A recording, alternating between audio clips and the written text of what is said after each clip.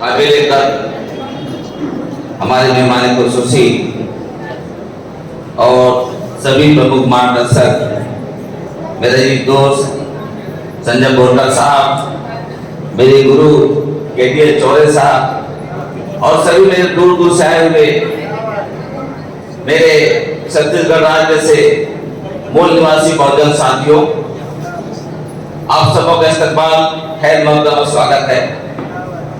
आज बहुत ही अहम मसले को लेकर के हमारा 20वां राज्य अधिवेशन यहाँ पर संपन्न हो रहा है। आज सबसे इम्पोर्टेंट बात बताना चाहूंगा कि हमारी जो मदद संगठन बामसे कि जितने भी सहयोगी संगठनों में राष्ट्रीय मुस्लिम मोर्चा और राष्ट्रीय क्रिश्चियन मोर्चा, दो अहम संगठन हैं जो बहुत बड़ी कड़ी है। और आज अच्छी खुशी की बात है कि आज 50 से ऊपर लोग राष्ट्रीय मुस्लिम मोर्चा और क्रिश्चियन मोर्चा यहाँ पर साथी आए हुए हैं। उनके इस्तकबाल में आप लोग तालियों से उनका स्वागत करें। ये अच्छी बात है, अच्छी पहल है। एक दौर था कि हमारे गुरु KTL चौरे साहब के साथ हम दोनों ही घूमते थे तो 3 आदमी 4 आदमी भी नहीं मिल पाता था, लेकिन आज बड़ी खुशी हो रही है कि आज सब आप लोगों ने अपने कीमती वक्त निकाल के आया। और जितने भी सब्जेक्ट हैं, पहले सेशन में 6 सब्जेक्ट हैं, दूसरे सब्जेक्ट में 5 सब्जेक्ट हैं। सबका एक ही समस्या है। वो समस्या क्या है कि हमारे बीच में एक दूसरे के बीच में मेल मिलाप न होना, एक दूसरे के बीच में बैठक नहीं होना, एक दूसरे के बीच में हम कलाम नहीं होना, सलाम दुआ नहीं होना और बिखरे हुए पड़े रहना। तो उसके लिए इसमें गंभीर जो बातें आई हैं, खासकर हमारे जो बौद्ध समाज है, मुस्लिम समाज है, क्रिश्चियन समाज है, हम जो 3 समाज एक ऐसे आइडियल को मानने वाले लोग हैं जो ज्यादा बिखरे नहीं हैं। मतलब हम लोग ज्यादा से ज्यादा 1 या 2 को हम मानते हैं, उससे ज्यादा हमारे पास कोई गुंजाइश नहीं है। लेकिन बाकी समाज इतना बिखरा हुआ है कि हर गली कूचे उनका नए नए आपको आइडियल मिल जाएंगे, नए नए भगवान, नए नए मूर्ति, नए नए उपदेशक मिल जाएंगे। लेकिन हमारा समाज कम से कम इतना संगठित है कि हम लोग ज्यादा बिखरे हुए नहीं हैं। तो मैं तीसरे जो सब्जेक्ट उस पर मैं आह्वान करूंगा, दूसरे सब्जेक्ट पर, कि जितने भी हमारे बौद्धिस्ट साथी हैं और जितने भी हमारे मुसलमान हैं और जितने क्रिश्चियन हैं, इन तीनों का राष्ट्रव्यापी संगठन बन चुका है। और अब आने वाले वक्त में जो भी प्रोग्राम हम करें, ये तीनों संगठन कंबाइंड होकर के करेंगे और जबरदस्त तरीके से सफलता मिलेगी। और मैं इन तीनों संगठनों से आह्वान करता हूँ कि राष्ट्रीय नेतृत्व में मैं हूँ और राष्ट्रीय नेतृत्व में तीनों संगठन को हम पहुंचाएंगे और जबरदस्त तरीके से हमारा मूल निवासी समाज के लिए हम एक बहुत बड़ी मिसाल कायम करेंगे। ऐसा मैं आज सभी साथियों का आश्वस्त करता हूँ। और जितने मेरे साथी यहाँ पर आए हैं, राष्ट्रीय मुस्लिम मोर्चा के, क्रिश्चियन मोर्चा के, बौद्धिस्ट मोर्चा के, वो सभी से गुजारिश करूंगा कि आप कंधे से मिलाकर चलें और संगठन को आप तन मन धन से सहयोग देते हुए आगे बढ़ें। और बाकी तो समस्याएं बहुत ज्यादा है, लेकिन एक ही बात बताना चाहूंगा, हम लोग समस्या न बने, समाधान बने। क्या बोले, एक साथ बोलिए आप लोग, हम लोग समस्या न बने बल्कि समाधान बने। तो समाधान कब बनेंगे? जब हम अपने उद्देश्य को लेकर के बिल्कुल अड़े रहेंगे। और आप हम अड़े हुए हैं, लगातार संघर्ष जारी है। अभी हमने 10-12 यहाँ पर ज्ञापन देकर के मामला भी किया जहाँ जहाँ पर हमले हुए हैं मुसलमानों के ऊपर, क्रिश्चियनों के ऊपर, और जितने भी यहाँ पर हमले किए जा रहे हैं डट के हम खड़े हुए हैं। और इस कड़ी में हमारे 2 अभी आंदोलनकारी साथी जो जेल से आए हैं, सुनील कलको जी, रूप नायका जी, मिसाल आपने देख लिया कि 2-2, 3-3 महीने जेल में रह के भी आए हैं, उसके बाद भी डट के खड़े हुए हैं। ये हिम्मत हम आप सबको रखना है। इसलिए आप लोग सबसे पहले समझ लीजिए कि हम कुर्बानी देने वाले कौम हैं। आज भी भारत के इतिहास में आप देखेंगे कि जितने भी यहाँ पर कुर्बानी दी गई है, उसमें सबसे ज्यादा तादाद मुसलमानों का है। इस बात को आप लोग नोट कर लें। इतिहास को लोग नालायक लोग कितना भी मिटा लें, कितने भी किताबें बदल लें, लेकिन इतिहास को, सच्चाई को नहीं मिटा सकते। तो इतिहास को आपको जानना होगा और इस कुर्बानी देने वाले कौम के साथ आप कंधा से कंधा मिला करके चले। जहां पर आप खड़े होंगे उसके आगे के पंक्ति में मैं और राष्ट्रीय मुस्लिम मोर्चा खड़ा हुआ रहेगा। ये आप सब लोगों को वादा है और आने वाले वक्त में अपनी ताकत को हम मजबूत करते हुए आगे बढ़ेंगे। इन्हीं दुआओं और उम्मीद के साथ मैं अपने वाणी को विराम देता हूँ। जय भारत, जय संविधान, जय भीम, जय मिलासी, जय जय इस्लाम। और बहुत शुक्रिया।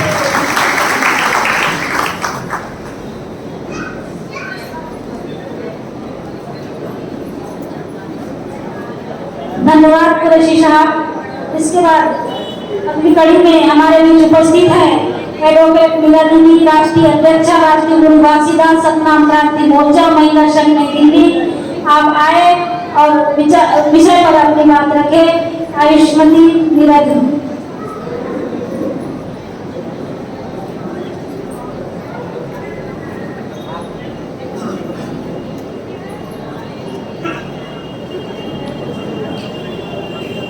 आपके इस कार्यक्रम में मंच में बैठे सभी विद्वान मेरे बंधु, मेरी बहनें,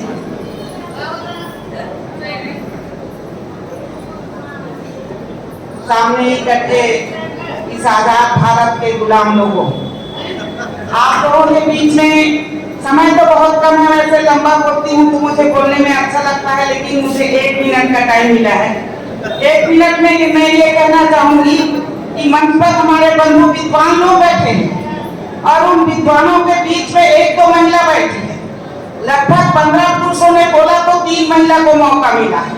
तो मैं इनसे निवेदन करना चाहती हूँ कि आने वाले समय में 1 पुरुष बोले, 1 महिला बोले, 1 पुरुष बोले, 1 महिला बोले, ऐसा होना चाहिए।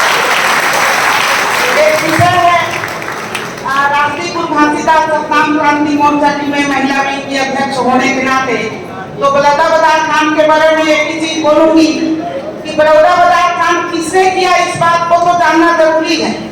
बलौदा बाजार उन्हीं लोगों ने किया जिनको फायदा हुआ। किसने किया? जिसको फायदा हुआ बलौदा बाजार कांड से। नहीं तो लोहारी कांड और बलौदा बाजार कांड एक ही जैसा कांड है। बलौदा बाजार कांड में हमारे 200 करीब हमारे बच्चों को जेल के अंदर ठूंस दिया गया और जो इस काम के मुखिया, सतनामी काम के मुखिया अपने आप को स्वयंभू कहते हैं, स्वयंभू बड़ा बनते हैं, उन्होंने कहा कि ये लोग तो सतनामी है नहीं है, ये लोग तो नीले धारी हैं, सतनामी नहीं है। अम्बेडकरवादियों को वो लोग सतनामी नहीं मानते, तो हम उनको स्वयंभू गुरु भी नहीं मानेंगे। यहाँ से मैं संकल्प लेती हूँ। और उनको जिस तरह से हमारे लोगों को जानबूझकर पिटवाते हैं, जानबूझकर पढ़ाई लिखाई पर रोक लगाया जाता है कि इन लोग अगर पढ़ लिख कर तो थोड़ा सा आगे बढ़ जाएंगे और बढ़ रहे हैं तो फिर हमें गुरु कौन मानेगा? ब्राह्मण लोग तो जो षड्यंत्र रचते हैं सो रचते हैं। हमारे बीच में भी ब्राह्मणों से भी बड़े ब्राह्मण बैठे हैं, उन लोग भी षड्यंत्र रचते हैं कि इन लोग अगर पढ़ लिख जाएंगे तो फिर हमें गुरु कौन मानेगा, हमें फिर बड़ा कौन मानेगा, हमें नारियल धोती कौन देगा, पूजा पाठ कौन करेगा। तो इस बात को भी हमें अच्छी तरह समझना होगा। क्यों हुआ बलौदा बाजार कांड? हमारी बहनें बैठी हैं यहाँ पर, तो मैं महिला होकर अगर महिला के संबंध में एक वाक्य ना बोलूं तो गद्दारी होगा साहब, इसलिए मैं महिलाओं के संबंध में बोलना चाहूंगी। अगर भगत सिंह लड़ाई लड़े, कुर्बान हो गए तो हमारे बीच में झलकारी बाई भी पैदा हुई। अगर हमारे बीच में सावित्रीबाई फुले ने महिलाओं के लिए संघर्ष किया, महिलाओं को पढ़ने का अधिकार दिया, तो भारत की सर्वोच्च शिखर पर पहली कुर्सी पर बैठने वाली महिला वो सावित्रीबाई फुले की देन थी। और जो सर्वोच्च शिखर पर बैठकर हमारे हित के नाजायज फायदा उठाई और हमारे हित में जो काम होना चाहिए था वो न करे। तो इस प्रकार हमारे लोगों ने, हमारी महिलाओं ने, हमारे महापुरुषों ने जो संघर्ष किया उसका फायदा तो हम लोगों के बजाय उन लोगों ने उठाया। हमारे गुरु घासीदास के संघर्ष को हमारे गुरु के मंत्रिमंडल में बरोबर का उन्होंने सिद्धांत दिया था, उसको तो इन लोगों ने मामूली व्यवस्था में बदल दिया। और हमारे बंजारे भैया जी बोल रहे थे कि जनेऊ पहनाकर, तो उन लोगों ने हमारे रास्ते को ही अलग कर दिए। जो शक्ति का रास्ता जो घासीदास ने बताया था, बराबरी का रास्ता दिलवाया था, उसको इन लोगों ने भक्ति के मार्ग में बदल दिया। वो जनेऊ क्या पहना है, उस धागे से तो जूता को भी तो सिला जाता है, उसको पहनने से कोई फायदा नहीं होता है, लेकिन लोगों को बरगलाया गया। पता नहीं उस धागे में क्या रखा है, इस बात को समझना तो पड़ेगा। जब तक इस भारत देश में जातिवादी व्यवस्था है तब तक आजादी की बातें भी झूठी है। हम पहले नारा लगाया करते थे, जब तक देश की आजादी झूठी है तब तक इस देश की जनता भूखी है, वो नहीं होना चाहिए। इस देश की जनता जातिवादी है, तब तक इस देश में जातिवादी रहेगा, तब तक हम लोग आजाद है ही नहीं है। और उसको लड़े कैसे? तो कुछ लोग तो कहते हैं कि भाई एक थप्पड़ किसी ने मारा तो दूसरा दांत भी दे दो। मेरा सिद्धांत ऐसा नहीं है, मैं इस तरह नहीं मानती। अगर किसी ने हमारे ऊपर हाथ उठाया तो हम उसको पत्थर से मारे, ये मेरा सिद्धांत है। उसको जवाब तो पत्थर से देना पड़ेगा। ठीक है, पट्टी पकड़ा दिए मेरे को, मैं महिला ज्यादा बोलने नहीं दिया उन्हें, इसलिए 1 मिनट और ले लूंगी। महिला बहने, आप लोगों से मैं निवेदन करूंगी, वो टिकली, चूड़ी, फुंदरी, साड़ी, साया, ब्लाउज में जितना पैसा खर्चा करती हैं, उसमें से थोड़ा सा कट करके तो अपने बच्चों के भविष्य के ऊपर, उनके पढ़ाई लिखाई के ऊपर ज्यादा ध्यान देंगे। सरकारी बाई को याद करके उन्होंने अपने आप को कुर्बान कर दिया। 1857 की पहली स्वतंत्रता संग्राम की लड़ाई लड़ी थी। तो इस तरह हमारी बहनें भी तैयार होकर, यहाँ जो हम जितने कम बैठे हैं इससे कम महिला बोले हैं, तो हम यहाँ इस बार ऐसा संख्या में आएंगे ताकि इनको महिलाओं से टाइम लेना पड़ेगा। इस उम्मीद के साथ में मैं अपने वक्तव्य को बंद करना चाहूंगी। जय भारत, जय मूल्यवान।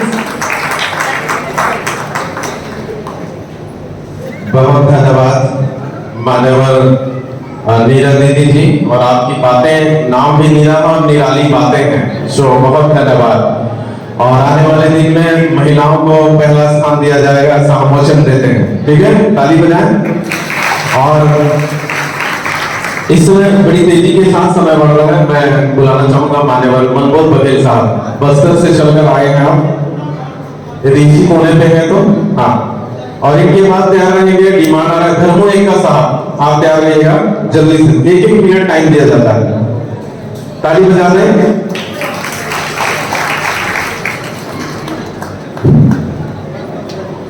धन्यवाद संचालक महोदय जी। आज के छत्तीसगढ़ के वामशिल्प विश्व राज्य अधिवेशन की आप सभी को बहुत बहुत बधाई, और सबको पुनः जय मूल निवासी। मंच पर बैठे हुए हमारे सभी साथियों को जय मूल निवासी। साथियों, आज का दिन लेखा जोखा हिसाब किताब करने का दिन होता है, इस दिन जानने का, बताने का, सुनने का दिन होता है, इसलिए विषय लगाए जाते हैं। विषय के अनुरूप हमको बोलने का मौका मिलता है, और बोलने का मौका मिलता है तो सटीक और सार्थक जो है बातें हमको करनी होती है। इसीलिए इस तारतम्य में वक्ता का नाम दिया जाता है, मुख्य अतिथि का नाम दिया जाता है। साथियों, तो आज अभी जो दूसरा सेशन है, इसमें जो सब्जेक्ट लगाए गए हैं, इस सब्जेक्ट में मैं एक विषय पे बोलना चाहूंगा। मैं देख रहा था इस विषय पे किसी ने बोलने का प्रयास नहीं किया, वो है समर्पित कार्यकर्ता किसी व्यक्ति विशेष का अनुपालक नहीं होता, बल्कि संगठन उद्देश्य, विचारधारा एवं अनुशासन का निर्वाहक होता है। बहुत सीधी सी और सिंपल बात है, समझने की बात है। ये जितने सारे फोटो लगे हुए हैं, इनको नमन करते हुए अपनी बात को प्रारंभ करना चाहिए।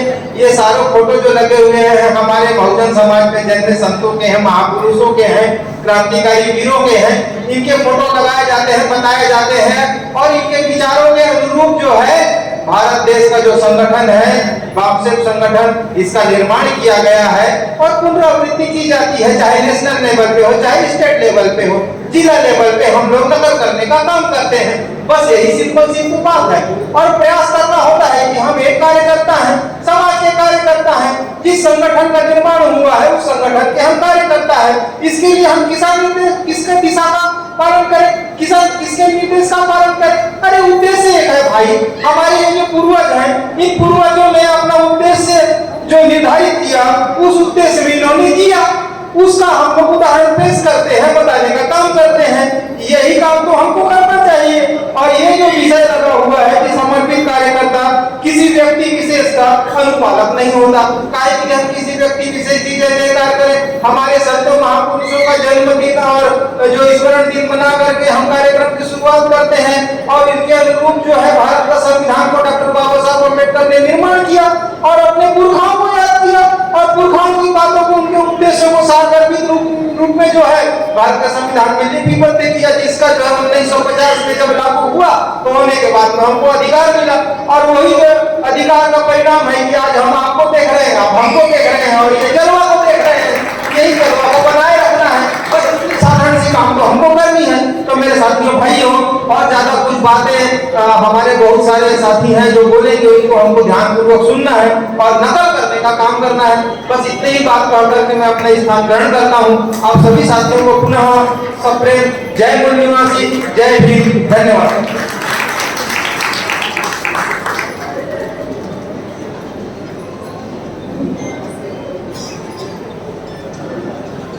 धन्यवाद बघेल साहब। हमारे अगले वक्ता है श्याम मुहूर्त कौशिक साहब, अध्यक्ष SC ST OBC माइनॉरिटी संघ छत्तीसगढ़। सर, आप मंच पर आए और अपने विचार रखें। श्याम मुहूर्त कौशिक साहब।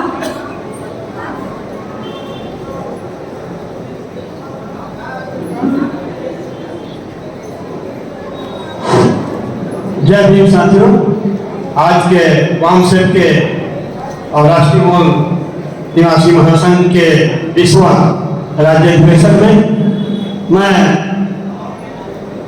इस समाज में जन्मे गौतम बुद्ध भगवान से लेकर काशी राम तक और अभी जो काम कर रहे हैं मोहम्मद मेश्राम जी और आप सभी को सादर जय भीम, सादर नमन करते हुए अपनी बात मैं रखना चाहूँगा। एक जो विषय है 5वां चलो गाँव की ओर, यही मुख्य विषय है। इसी विषय में सारे विषय समाहित हो जाएंगे। तो आदरणीय जो उर्ले जी बोले कि जो ब्राह्मणवाद की फैक्ट्री जो गांव में चल रही है और वहीं से जो है वो प्रसारित होता है, तो मैं चाहूंगा कि वामसेप का शाखा जो है सभी जिला में हो, सभी ब्लॉक में हो और ब्लॉक के बाद गांव में जाएं और हमारे लोगों की जो समस्याएं हैं, छोटी छोटी जो समस्याएं हैं, पंचायत स्तर की तहसील से थाना में SDM में, उनके लिए काम करें। तब जब हम अपने लोगों के लिए खड़े होंगे तो लोग हमारे से जुड़ेंगे, और नहीं तो जैसा कि आदरणीय दीदी जी ने कहा कि ब्राह्मणवाद से ज्यादा ब्राह्मणवादी अभी OBC में है, SC में भी है और ST में भी है। ब्राह्मणवाद केवल ब्राह्मण लोग नहीं है, ब्राह्मणवाद SC ST OBC में भरे पड़े हैं। और जो इसी भारत के संविधान के चलते जो बड़े बड़े पद पर आ गए हैं, यहाँ तक IAS तक आ गए हैं, वो जो आदरणीय IAS महोदय यहाँ बैठे हैं, मैं उनको नहीं बोल रहा, लेकिन बहुतायत बता रहा हूँ कि जब तक वो पद में रहते हैं तब तक समाज की तरफ देखते तक नहीं है, और जब रिटायर हो जाते हैं और घंटी बजाने में कोई नहीं आते तब वो समाज की ओर आते हैं। और IAS का एक परिभाषा बना लिए हैं, आई ऑलवेज सेफ, मैं हमेशा सुरक्षित, ये IAS का है। और वो IAS जो है अपने अलावा किसी को कुछ समझते नहीं, जबकि IAS का एग्जाम आप लोगों को मालूम है कि आधा नंबर, पौन नंबर, 1 नंबर, मान लो पूरे भारत स्तर में 200 सीट है और 200 सीट के तुलना में 600 लोगों को बुलाते हैं फाइनल इंटरव्यू में, वहां पे जातिवाद चलता है आपको मालूम है, लेकिन फिर भी वहां पे 200 लोगों को लेना है तो 400 लोग आधा नंबर, 1 नंबर से वो कट जाते हैं और जीवन भर के IAS नहीं रहते।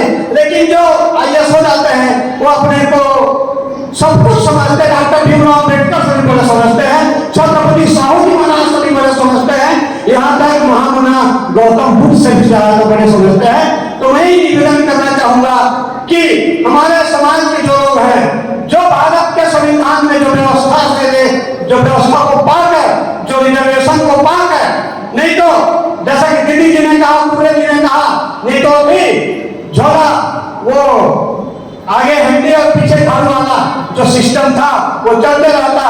और मैं बता दूं OBC, मैं खुद OBC हूँ, कुली समाज बिलासपुर जिला का अध्यक्ष हूँ, और जैसा कि भाई साहू ने बताया कि 12 साहू विधायक, मैं कहता हूँ 44 साहू विधायक बन जाए, लेकिन CM बनेगा जरूरत, और मान लो बन भी जाएगा, तेरी CM बन भी जाएगा। 19 CM हम देख चुके हैं, भूपेश बघेल को 5 साल, भूपेश बघेल के जाल तिवारी, शर्मा वर्मा गर्ग तिवारी, और वही मंटू मोदी के राजी होगा। तो यही जो 4 सलाहकार है भूपेश बघेल के, शर्मा नरवा गरवा घुरवा वाली ने जो कंसेप्ट दिया था वो अपने गांव में ही पंचायत साहब ने जिता पाया।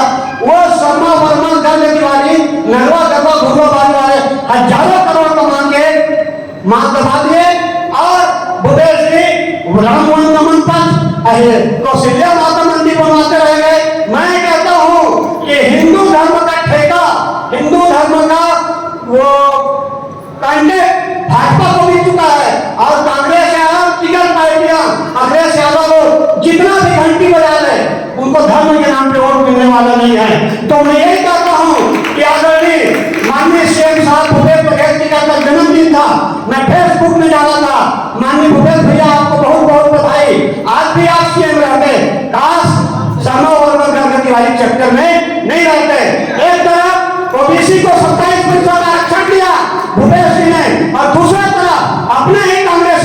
कार्यकर्ता कुणाल शुक्ला सहित 41 प्रकरणों से 36 सर्वोच्च न्यायालय ने याचिका लगवाया और लगवा कर उसको लटका दिया और उसी कुणाल शुक्ला को कबीर शोध पीठ संस्थान का चेयरमैन बनाकर लाभपति से मान दिया। तो ये सब क्या कहलाता है? ये रिश्ता क्या कहलाता है? ये दोगलापन कहलाता है। आदरणीय साथियों, तो यही एक रास्ता है। दूसरा मैं वामन मेश्राम जी से बोलना चाहता हूँ कि आदरणीय कुरैशी जी ने कहा कि समस्याएं बहुत हो गई, अब आपको समाधान देना पड़ेगा। समाधान इसमें होना चाहिए। पंजाब में बटन नहीं दबाएंगे, कमर नहीं दबाएंगे तो किसने दबाए? तो आपको समाधान देना पड़ेगा, नहीं तो हमारे लोग और खासकर छत्तीसगढ़ के संदर्भ में लोग तो अजीत जोगी आए, तीसरा पार्टी लेकर ताराचंद साहू आए, उसके बेटा ने उसके पार्टी को बेच दिया, इसके बेटा ने इसके पार्टी को खत्म कर दिया। तो इस प्रकार से हमको एक मजबूत विकल्प देना होगा। आदरणीय वामन मेश्राम जी से मैं यही कहना चाहूंगा और यही निवेदन है आप सभी साथियों को आज के जानदार, शानदार और दमदार अधिवेशन सम्मेलन के लिए मैं आप सभी को सादर अभिवादन करता हूँ, जय भीम करता हूँ, जय भारत करता हूँ। मुझको आपने सुना, इसके लिए मैं कृतज्ञता से आप सभी का आभार व्यक्त करता हूँ। इस संगठन को गांव तक ले जाएं और हमारे जो गांव में लोग हैं SC ST OBC माइनॉरिटी और जो हमारे जितने भी हैं हमारे मुस्लिम भाई, ईसाई भाई आदि, अभी तो सब वो कोई गाय काट रहा है, कोई खुद ही ब्राह्मण लोग गाय को काट के मस्जिद के सामने फेंक देते हैं, चर्च के सामने फेंक देंगे और फिर रिपोर्ट करने जाएंगे। ये सब चल रहा है। तो आदरणीय साथियों, जो भर्ती आदिवासी है, भर्ती OBC है, उन लोगों से आप सावधान रहेंगे, नहीं तो साय पूरा जंगल कटेगा, आपका हर ख्याल कटेगा। धन्यवाद। जय भारत, जय छत्तीसगढ़। बहुत बहुत धन्यवाद मान्यवर। हेलो हेलो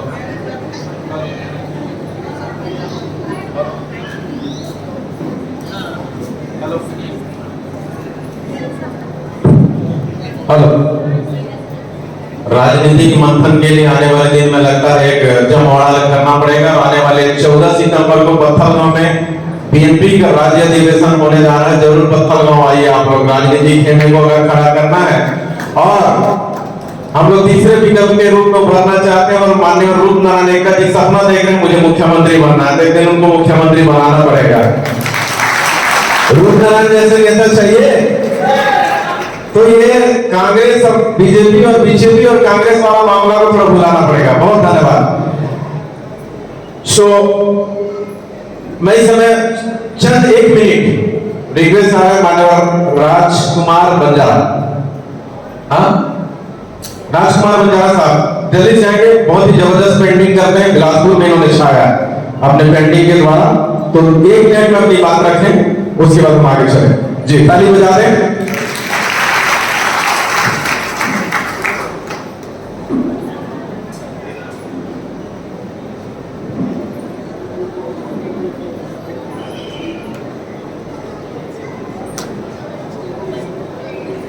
साथियों, जय मूल निवासी, मेरा नाम राजकुमार बंजारा है, बिलासपुर से आया हूँ। टेंडर संघ का जवाबदारी मेरे को दिया गया है, टेंडरों को जगाने का काम कर रहे हैं। साथ में हमारे जो मूल निवासी संगठन है, इनके कोई भी कार्यक्रम होते हैं उसके लिए हम लोग दीवारों पे पेंटिंग बना के सोशल मीडिया के माध्यम से समाज के सामने रखते हैं, उसको जगाने का थोड़ा सा प्रयास करते हैं। और मैं हमारे जितने भी बहुजन साथी आए हुए हैं उनसे एक ही बात का निवेदन करना चाहता हूँ कि अगर आस-पास में आपका कोई भी पेंटर भाई हो तो उसका नंबर हमारे तक पहुंचाएं और हम उनको समाज के जन जागृति के साथ उनका रोजगार का भी कुछ व्यवस्था कराएंगे। यही संगठन के माध्यम से जो हमारा संगठन भी आगे बढ़े और पेंटर को भी थोड़ा बहुत रोजगार का मौका। और एक चीज और, पेंटर के साथ मैं एक सिंगर भी हूँ। मेरा एक यूट्यूब चैनल है एबी ग्रुप म्यूजिक मंच, उसमें छत्तीसगढ़ी गाने डालते रहता हूँ और बाकी संविधान के ऊपर भी मेरा एक गाना है, संविधान हमारा खतरा में, आप चाहे तो सुन सकते हैं। और एक नया करके आया हूँ मोहन मेश्राम के प्रति, उसी को सुनाना चाहूंगा।